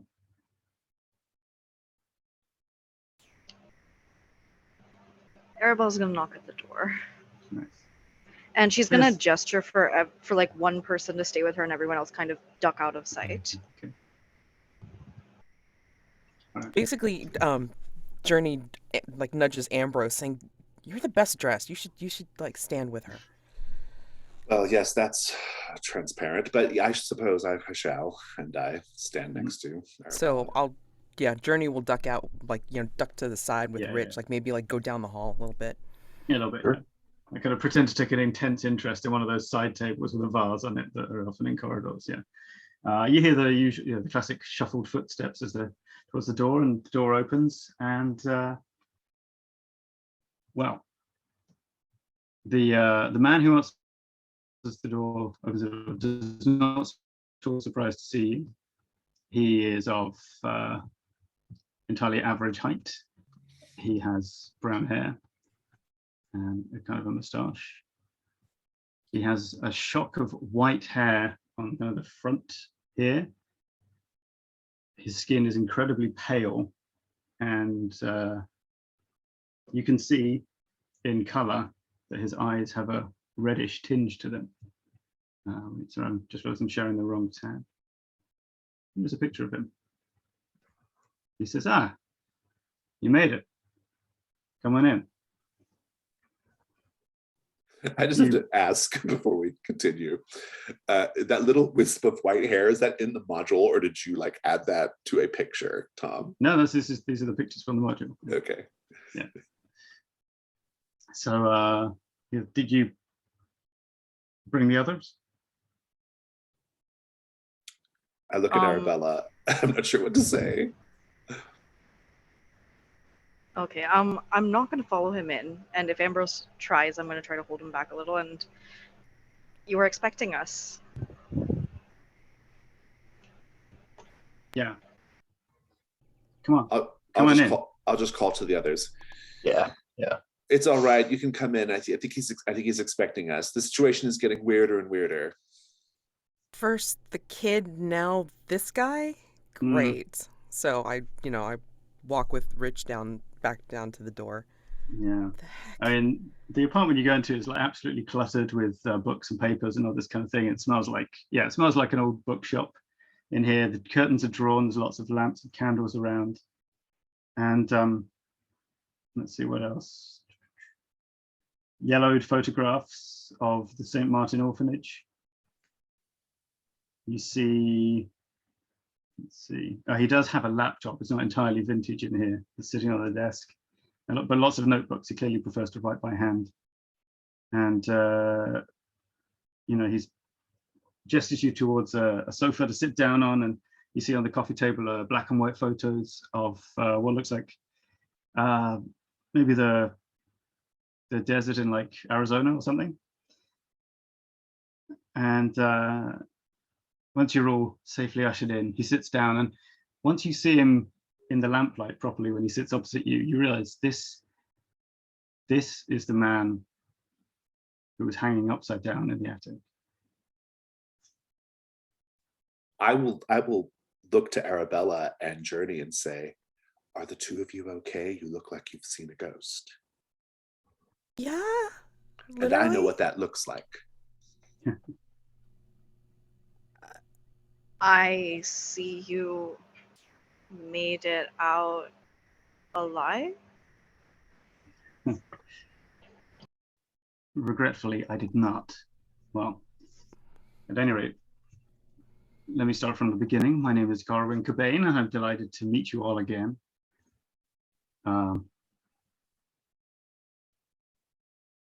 Sorry for, well, I apologize for leading you on something of a trail, but you would hardly believe me if I had simply approached you and said, "Oh, well, I was once executed while hanging upside down in an attic with thousands of flies buzzing around, and by the way, you died in an orphanage. Let's get on with things." So that's quite an icebreaker, that's for sure. Sure, yeah. So, I'm not sure I believe you now. Well, what was that about drinks? Do you drinks? Sure. Let me whiskey sodas all around, and he goes up against like a ancient-looking decanter and starts pouring things. I mean, Journey just puts her head in her hands and just kind of like. No. Yeah, Rich puts his flask in his jacket, seeing no need for it now. So here's the thing. I and you, in a previous life, made a deal with these 7 gentlemen called the Ancients. And they told me that you guys needed to be woken up again to work for them. Okay. So that's what's going to happen. You got to go meet them, and you got to find out your next job. I don't know exactly where you got to go. When you finish your drinks, you can go out to the alley out back of here. The guide will come and find you. Now, this is some serious Matrix shit here. What the fuck is going on? Well, I don't know what any of that means, but it is a very strange situation. Well, look who you're talking to. At any rate, I guess I'll see you again soon. But for now, wait for the guide. The guide will take you to the Ancients. The journey is short, but the wait probably long. And he is pretty reticent about any, he doesn't volunteer any information about himself or anything like that until time comes. And yeah, let's cut to you guys waiting outside, I guess, unless you decide to run at this point. But oh no, I'm intrigued. Yeah, as well as he said, waiting for the guide takes a long time, a really long time. At least the weather's back to normal in LA, so it's are we a nice waiting, evening to. Are we waiting in his home or no? You got to wait. You got to wait out back in an alleyway, okay. And you wait for like several hours until finally a strange dog gets your attention. It's a Doberman with red eyes, which you can see, kind of, and it walks towards you, walking nonchalantly on the wall of one of the walls of the alleyway. It exhales a strong odor of sulfur, and the smoke also escapes from wounds in its flank, like knife wounds. There's no way this dog should be alive, and it probably is not. And gets about 50 yards from you, and waits till you're all looking at it, and then starts to trot away, expecting you to follow. I'm going to assume that you do. Well, unless you're the least curious species.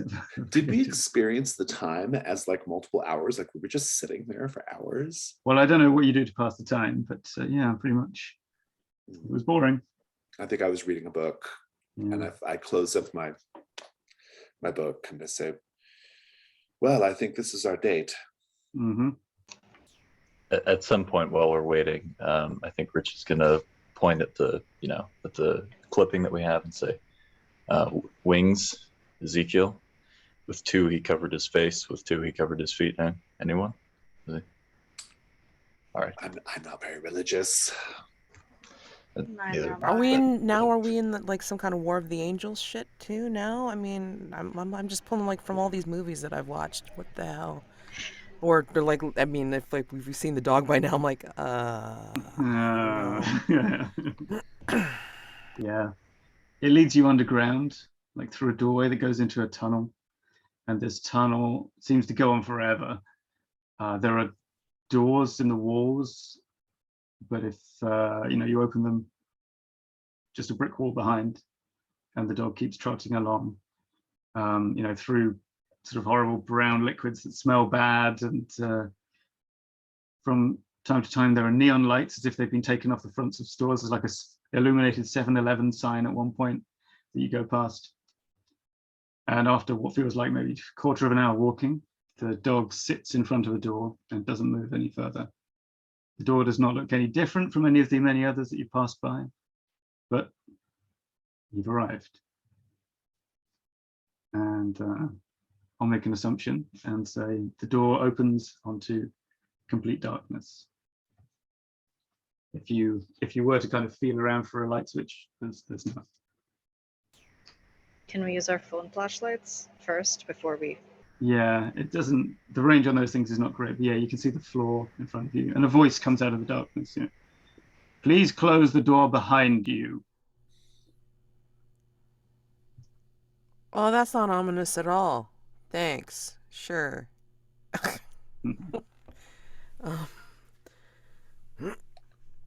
I look over at Rich. So there's a flashlight on the telephone as well. Fascinating. It's like a Swiss Army knife, isn't it? Yeah, a little bit like that, yeah. Maybe I should get one of those telephones. When you have closed the door, the lights turn on. There are chandeliers that illuminate, and you see ahead of you, well, you're in a large room that doesn't have a whole lot in it, wasting space. There is a long table around which sit 7 old white men. And on the far side of the room, you can see another door. Always a bad sign, by the way. Run. This is the scariest thing we've seen yet. They are very, very old and immobile, and they wear dark suits. And, well, they speak. And they tend to finish each other's sentences, and they will speak with the same voice.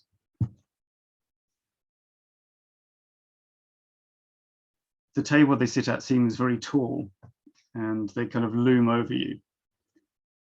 On the table, you can see that the spilled guts of a monkey are dripping over the side. That monkey has been crucified on an iron pentagram. And the ancients speak. You have disturbed the creature that commands the flies and which they venerate. The insects will never leave you alone and never let you sleep in peace. We can help you. We will tell you how to stop the nightmares, but this tranquility has a price. One of those that has not spoken puts on the table an object. It's a plastic tube about 8 inches long, where one end has been cut like on a straw for puncturing the top of a container, so it's pointy. According to one of the old men, this object will allow you to kill the creature. And says you have to use this to puncture its navel, and then immediately take its head. We will send you with the man Cobain. You will bring its head back to us. They fall silent. They expect you to pick up the tube. What do you do? I won't be doing that, but I'll see what my companions do. And if we don't, the creature haunts us forever. You will never sleep again.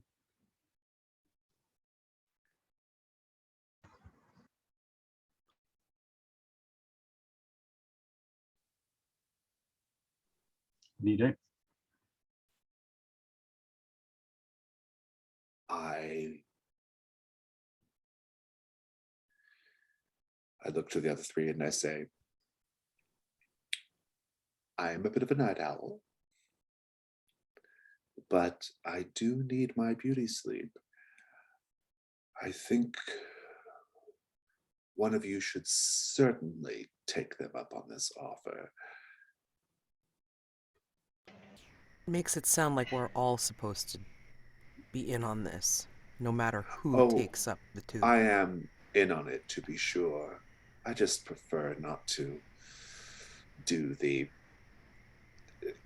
operation myself.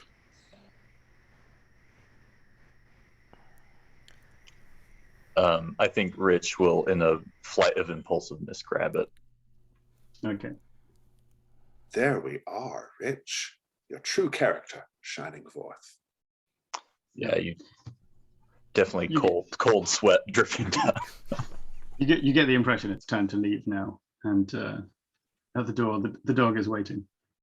Leads you a different way out, though. You find yourselves coming out of the public restroom of the drugstore, and outside that drugstore is an RV where Garwin Cobain is waiting for you, and he invites you to get in the vehicle, and he will take you for a drive. You are nowhere near Los Angeles at this point. You can tell. Like, you look around, this is all just somewhere in the Sonoran Desert, maybe. Coachella Valley, that kind of area.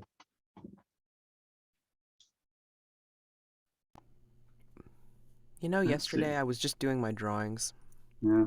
And getting ready to, just check out different places and do a few portrait jobs. And now we're going to be sticking a tube into something or someone. What? I love the desert. I used to think when I was a young man that the desert was my destiny. Just wandering out into that vast plain of emptiness, letting the sun soak through my body down to the bone. Just me and the heat and the nothingness. Is this apart from a movie? I'm just trying to. We should all get to know each other a little better, don't you think? Again, I'm just trying to figure out whether that's apart from a movie or you're you're actually contemplating, yeah, desert's cool. Yeah. Well, I've always thought I would die in the desert, and this is certainly backing up that assumption. Yeah, Cobain looks over at you and is like, yeah, chances are good.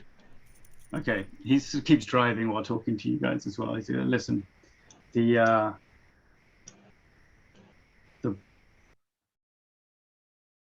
we're going to this place. It's like a camp.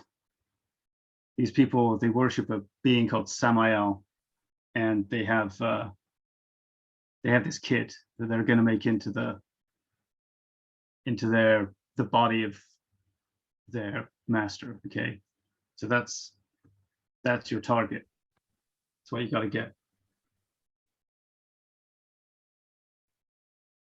I don't think you should take. And he said, I've been scoping it out. I don't think you should take guns because there's 4 of you, a whole bunch of them. I think you need to be sneaky. You don't want to be making any noises. And he says, I'll be able to keep an eye out for you from up on, and he points to this ridge just right up here. Okay, I'm going to park up here, and this will be where you escape to afterwards. Okay, but just find the kid, jam the tube in him, take the head, and done. Okay. Wait. Whoa. We're supposed to. Okay, I get the tube part, but we're supposed to take the kid's head. Is that what I just heard? Yeah, because if you don't put the tube in, then the head will not come off. No. The kid part. Yeah, slicing the head off the kid. Well, okay. Stabbing the kid is bad enough. Listen, back when you were kids in 1912, you messed this up before, and this is what's caused the whole problem. Okay, so you did the tube, You got frightened. You ran away. Bad things happened. So okay, you find us another demon head that will come back. Sure. Okay. What about whatever. a very small gun? And I have like a tiny little pearl-handled purse pistol. Derringer. Yeah. Yeah. Don't get me wrong. I mean, it's like it's not. Yeah, this is where Journey will kind of getting to know each other. This is where Journey will kind of like sit behind, like her back, like under her hoodie, and then you'll see the knife that she actually had. Yeah. So, I'm not saying I don't have experience, but usually I know who. I mean, a kid, man. What? I mean, am I assuming, okay, from what you've just said, that there's a demon in this kid, and that's when we're supposed to stick the tube and slice off the head? Yeah? Well, yeah, kind of. They kidnapped the kid. He's gonna become the demon body. So you're saying he will be a kid when we do this thing? Well, so you could wait for him to be a demon, but that's going to be physically more difficult. Oh, God. I've held off on saying this till now, but do we look like prepubescent boys from 1912 to you? No, which is good, because I figured you'd be able to swing a machete a little better than last time. You got a machete? I mean, I can try to use one, but I mean... Oh, sure, dig around in the back there. But yeah, just all I'm saying is please hold your nerve this time, because before I got my tongue ripped out. So yeah, I think me and Arabella saw that. Sorry. So, yeah, and it's okay. You were just kids. And he it points out, like, you can overlook this encampment that's now below you. It's like caravans and mobile homes and so on. It's your classic kind of desert cult compound. Essentially, it's real, like Manson family stuff. There is, and you can watch through telescopes and things or binoculars to see what they get up to. I've just realized, by the way, we are coming up on the 2-hour mark. Is everyone okay to overrun slightly to do this final scene? No. Just that works. Cool. Right. So yeah, they've kind of constructed this desert town out of just vehicles, and there's also some caves at the back. It looks like you see people coming in and out of there. There is it's pretty clear where the leader's residence is. It's like a nice airstream, and it's kind of slightly higher than everyone else's stuff. And these Samuelites, they pass their days doing community things, fixing vehicles, repairing their caravans, growing plants and cooking food. Then in the evening, they eat flying insects or meat of uncertain provenance. And then the most devout of them will kind of cut themselves so that the kind of flies cluster around their wounds, or indeed they will swallow a fly and then sew their lips shut for a certain amount of time, so that it will hopefully lay its eggs inside them. And the leader is, that Garwin tells you is called Shonda, is a woman who is clearly the most, like, the charismatic leader of this outfit. And she's the one who lives in the fancy caravan and also goes into the caves fairly often. I can't remember which picture is her. Let me see if I can find her. There we go. And while most of them are in your classic weird cult hippie clothing, Shonda dresses considerably better than the rest. So what do you want to do? You've got like a desert encampment. They don't like have dedicated guards or anything. It's kind of an anarchist or autarkic setup. So people just do things they feel like they need to do. But the principal points of interest are the caves that people keep going in and out of, and probably Shonda's fancy leadership caravan. What do you guys want to try? I think I would like to just go down there and this is what I'll do. The others can do whatever they wish. I think I would go down there and try to join the cult. Okay. Anyone going with him? I'm not seeing a lot of enthusiasm for that. All right, so I feel like this should be a quite difficult skill aptitude roll. Let's pick a good. What's acting? I guess it's impose, like it's persuasion, right? So yeah, what is I put a bunch of points in savoir-faire before I realized it's not what I think it is. Yeah, so what savoir-faire is knowing how to do stuff. So yeah. I think I would probably, if you don't mind, I'd like to make my impose 5 and my savoir-faire. Yes, I think that makes sense. You can flip those around. That's more what I had. I thought savoir-faire was like a certain, something, Yes, I think. Well, you see, I probably should have changed that, but I needed it to be closer to the French. So yeah, it's a kind of wisdom rather than intelligence. But yeah, I think impose at 5 is good. And then good. Okay, I'm going to say this. Well, this is difficult. I think you need 3 successes for this. Okay. But you have reserves if you need to spend them. So go ahead and roll it. See how it goes. I got 3 successes, 2 6s, a 5, a 3, and a 2. That will do nicely. Don't even need any rerolls. So how does that play? I guess you go down there, you get challenged by some sort of sunburnt looking weirdo who's got arms and things covered in scars and is surrounded by a haze of flies. But yeah, you manage to disarm him metaphorically, and I guess he would walk you up to outside Shaunda's caravan, I guess would be what he would do. And the rest of you guys could watch this alarmed through binoculars, like it's being taken up there, and Shaunda comes out and you sort of see them exchanging some words, and then Ambrose goes inside, and then he doesn't come out for a really long time. What do you do? Basically, Journey's just trying to figure out where this kid's supposed to be. I mean, I don't know if that's something that I can try to figure out with perceive. While we're watching the encampment. Yeah, you can try that. Yeah. So give me a perceive roll. I guess if you have a specialty in, let's see, observation, you can use that too. Can I add a point? You can buy that right now if you want. Yeah, sure. Yeah. Point to that. Okay. And so I'm gonna be rolling 5d6. Wow. Okay. Is that how it works? I don't know. Yeah, 5d6. I reckon you only. It's probably a 2 success job, this one, because you're spending the time to observe patterns and so on. All right. So that's 2 6s and a 5, and the other 2 are bleh. So yeah, that'll do it. No worries. Yeah.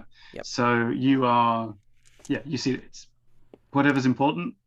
It's in the cave, right? The body language, the way people approach it, is different from it's similar to how they go up to Shaunda's caravan, right? So it's in that cave in the mountain, which is kind of behind Shaunda's caravan, so people have to pass by her to get to it. Although, of course, beyond that, it's just the desert. So if you wanted to get around that side, you could. And what you notice in particular is that at one point, a couple of people go over to Shaunda's caravan, knock on the door very respectfully, and Ambrose, while you're in there being told about the Lord of the Flies and how important it is to worship him, you hear this knock at the door, and Shaunda's assistant is there. You kind of get it. She says, they've come to get the Baphomet, and she goes and fetches a suitcase and hands it to these people, and they take the suitcase very carefully over to the cave. Meanwhile, how's it been going in the caravan? How are you enjoying this stuff about about the Samuelites? And in fact, I will give you you managed to get a look at what appears to be their scripture, so to speak, which is a kind of an open access Bible. Like it's a leather-bound book that has lots of handwriting in it. No dates or anything, but it is. You can see lots of different people have written in this book, like sort of prayers and visions and all this kind of thing. Okay, let me show a link there. I'll put that link in there. So this is the rest of you won't see that yet, but we'll just take it as read. And yeah, so this is the kind of the source of it. Then Shonda refers to it every now and then when she's explaining things to you, like how the flies explained what's going to happen, how everything's going to change, and there'll be a brand new world. Are you going to try and stay in here for the duration, or are you going to be attempting to? I mean, I don't know. What are you trying to do with your encounter, Ambrose? I think I think I mostly just am trying to keep the cult occupied while the others do what they need to do. Yeah, right. Fair enough. And so what I would do because I'm an actor, I would essentially put on like a little performance about my dream of the desert and how I saw this group. I saw myself walking in the desert, and I have been metaphorically walking for decades, and I have finally arrived. And I just go on and on like this, trying to keep their attention, right? So that works. All right, the rest of you, what are you doing? I let Arabella and Rich know, like, what I've observed, and that, like, looks like the cave is where we're supposed to go and find this kid. I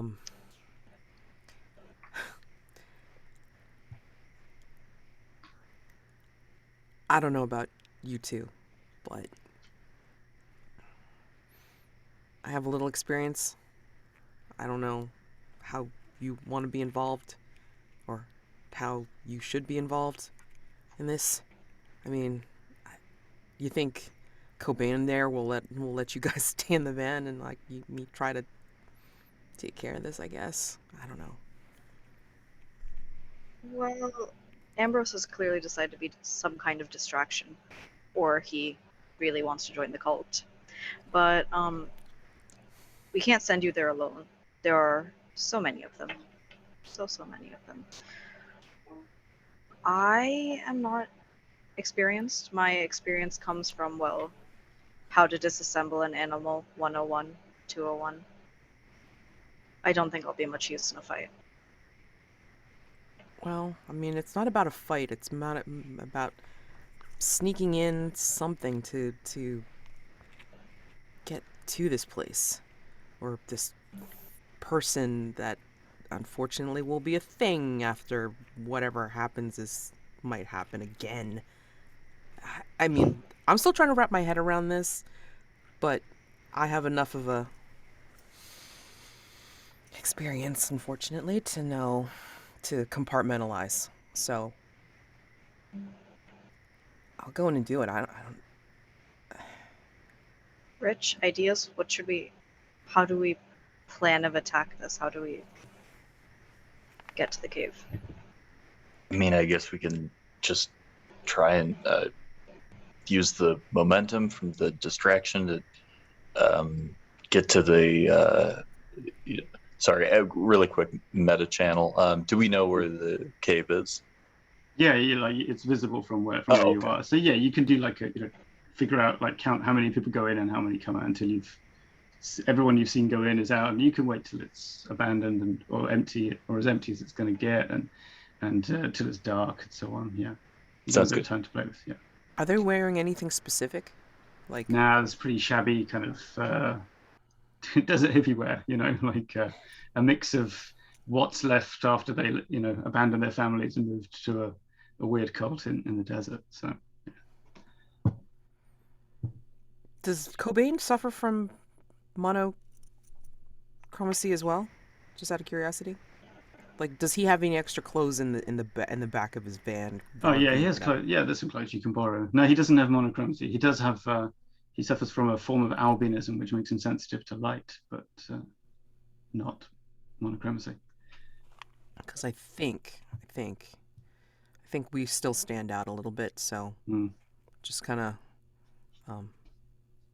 if we're gonna go in. Are you going to try and kind of, rather than kind of sneaking and not being seen, you're going to be unobtrusive? Is that the plan? Or at least, like, if we've seen it's kind of a little bit more deserted, it's like, at least kind of blend in a little bit more. That's cool. All right.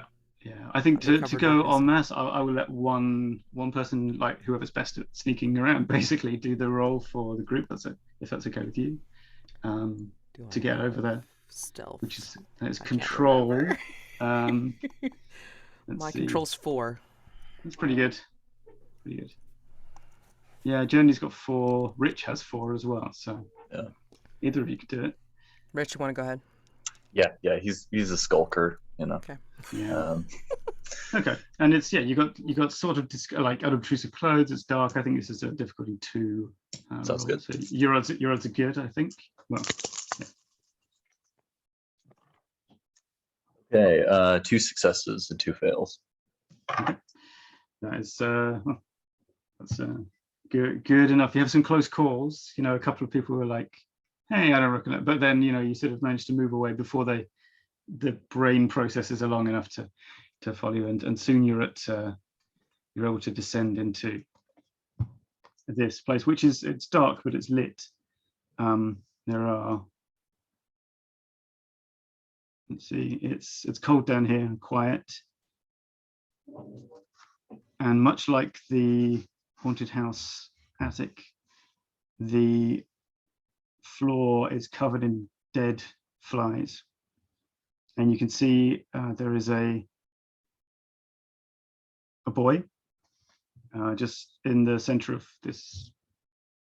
There's a ramp down, it opens up into a roundish cavern, and in the middle of it, lying asleep, and is the boy, presumably this kid Samuel that got kidnapped. He is asleep. He is sorry, I got lost. I'm not that good at reading French quickly. Yeah, so he's naked, asleep, and kind of curled up in the fetal position. And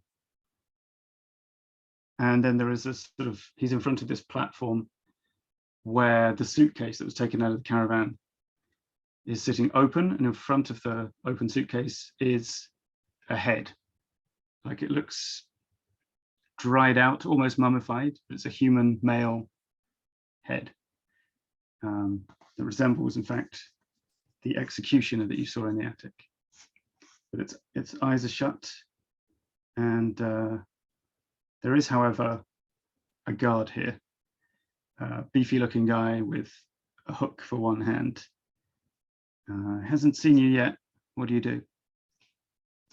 I think I'm just gonna try and grab the head and get out as fast as possible. That is the goal here, right? Yeah. The goal is to kill the kid. Stab him. Oh the yeah, head yeah. kid. Sorry, that's okay. Yeah. So he hasn't noticed me yet. Not yet. Okay.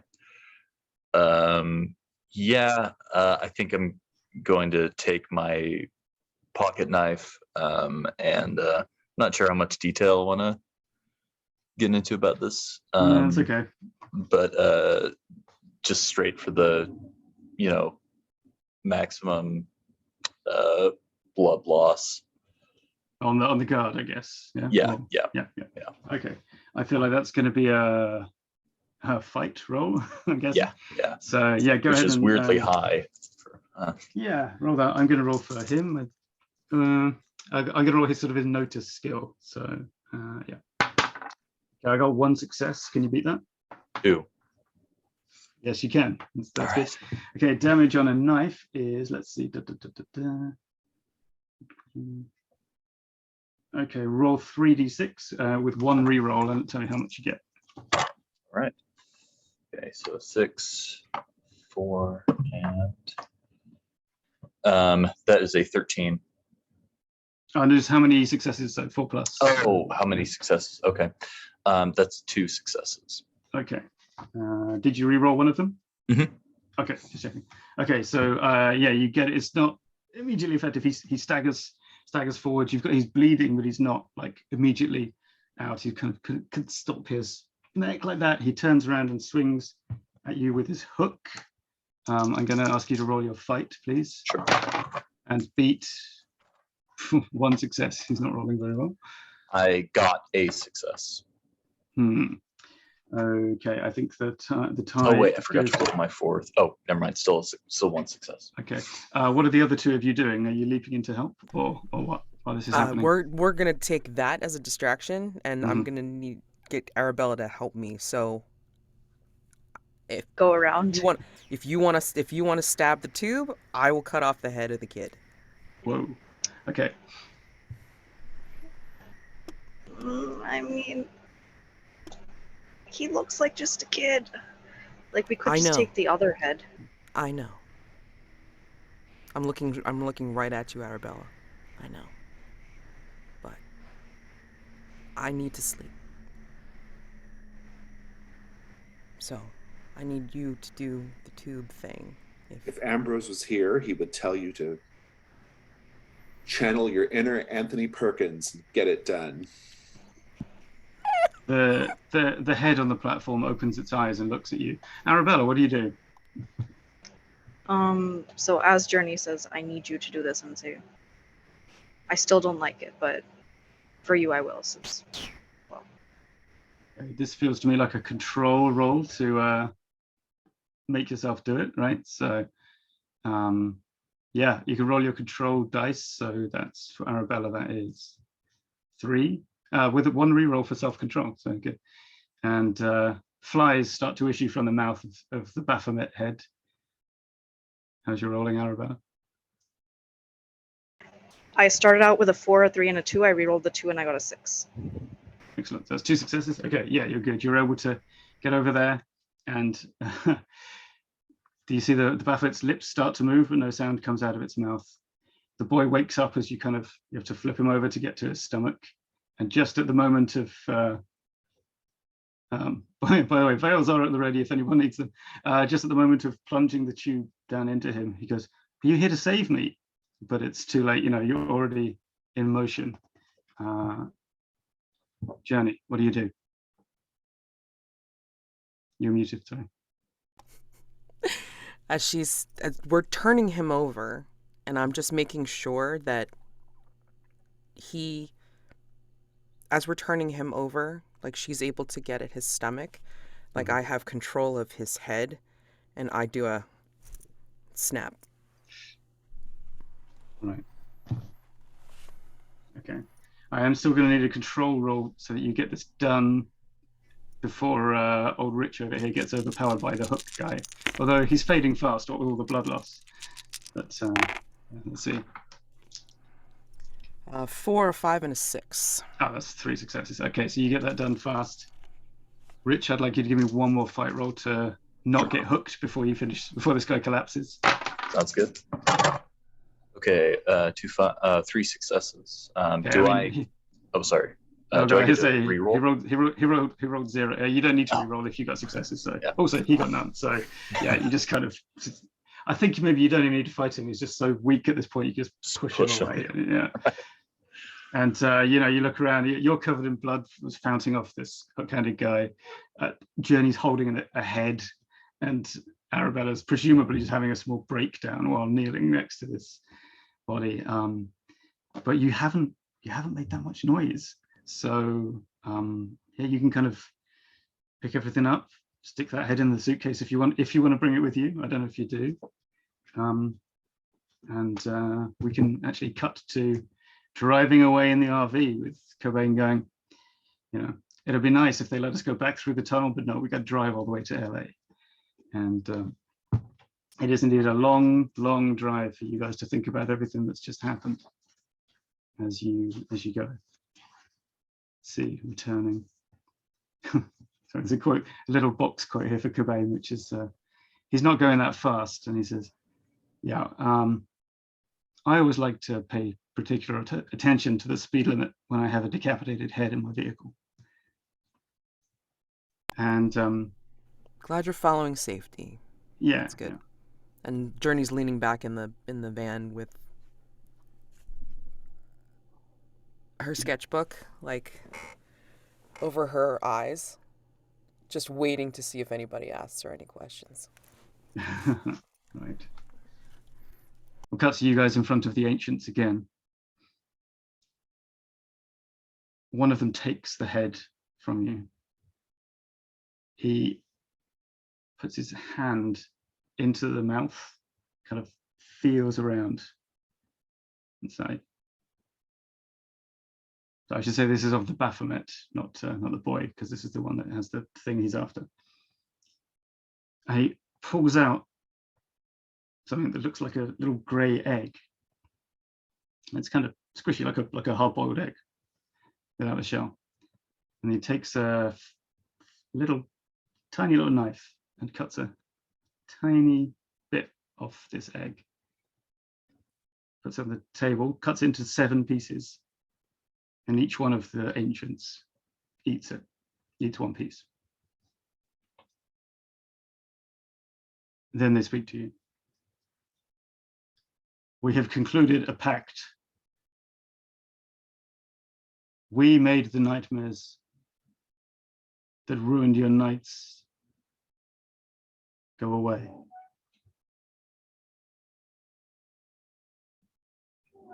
And you, as agreed, will be entirely devoted to us in your next life.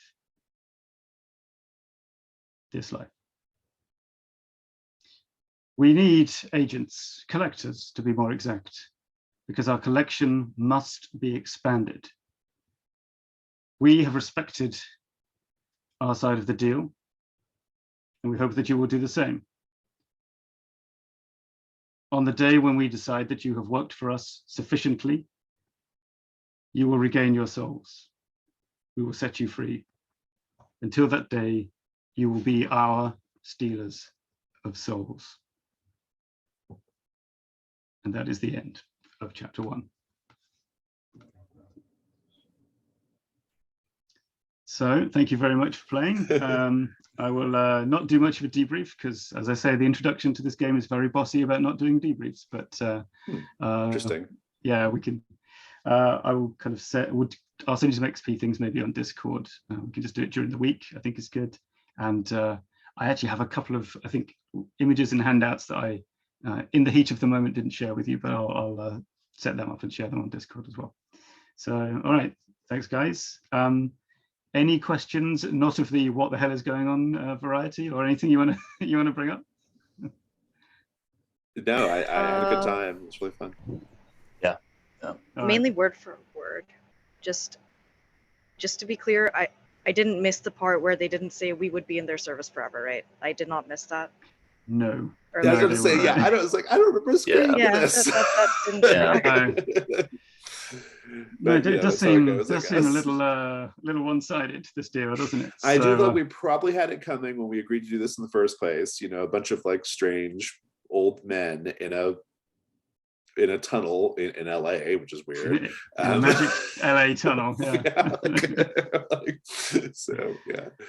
Yeah. Fantastic. So all right, so I'll see you guys again next week for more stuff with weird dead dog guides and all this kind of stuff. Yeah. Awesome. Some light pedicide to get my morning going. Yeah, right. Yeah, I forgot it's quite early in the morning for you guys, isn't it? Right. What a start to the day. All right. I'm going to go ahead and stop the recording.